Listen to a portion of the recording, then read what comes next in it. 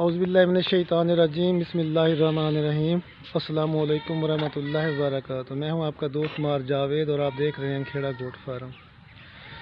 यार दोस्तों, एक और वीडियो के साथ आपकी खिदमत में हाजिर हैं।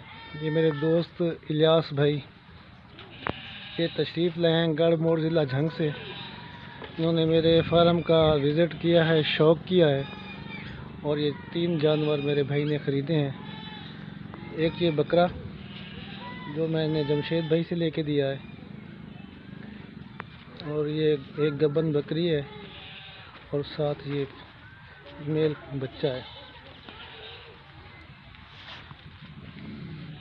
तो दोस्तों, मेरी दुआ है कि इलियास भाई ने जिस मकसद के लिए ये जानवर ख़रीदे हैं, अल्लाह पाक उनका वो मकसद पूरा करे।